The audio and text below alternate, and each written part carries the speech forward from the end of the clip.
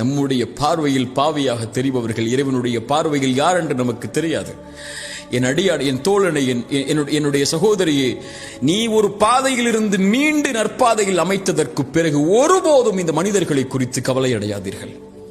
இறைவன் உன்னை பார்க்கக்கூடிய பார்வை சுத்தமான பார்வையாக மாறியதற்கு பிறகு உலகமே உன்னை தவறான பார்வையில் பார்த்தாலும் அதை குறித்து கவலை அடையாமல் நல்ல பாதையில் உங்களுடைய சிந்தனைகளை வைத்துக் கொண்டு தவறிலிருந்து பெற்ற பாடத்தை பெற்றுக்கொண்டு சிறந்த மனிதர்களுடைய பாதையில் உங்களை ஆக்கிக் கொண்டு உங்களுடைய மரணம் வரை அதில் தொடர்ச்சியாக இருந்து கொண்டே இருங்கள். ஒருபோதும் கடந்த காலத்துடைய பாவங்கள் உங்களை கவலையடைய செய்ய வேண்டாம். அதற்கு அவசியமில்லை. வாழப்போகின்ற வாழ்க்கை கொஞ்ச காலம். இந்த உலகத்தில் நீங்கள் மரணித்ததற்கு பிறகு இந்த மனிதர்கள் மறந்து விடுவார்கள்.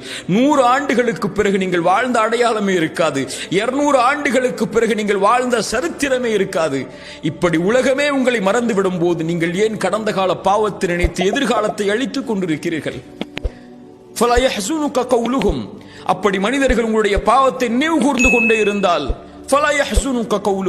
அவர்களுடைய வார்த்தை உங்களை கவலை அடைய செய்ய வேண்டாம். இறைவன் அறிந்தவன் மறைப்பதையும் வெளிப்படுத்துவதையும். தவறு செய்பவர்கள் தான் மனிதர்கள். அதிலிருந்து தங்களை மீட்டெடுத்து சரியான பாதையில் அமைத்துக் கொண்டவர்கள் கண்ணியமானவர்கள். அவர்கள் ஒருபோதும் கடந்த கால பாவத்தை நினைத்து கவலை அடைய வேண்டிய அவசியமில்லை, எண்ணமில்லை. இறைவனிடத்தில் மன்னிப்பை கேட்டதற்கு பிறகு இறைவன் நம்முடைய கவலைகளை நீக்குவான். லா தஹ்சன்.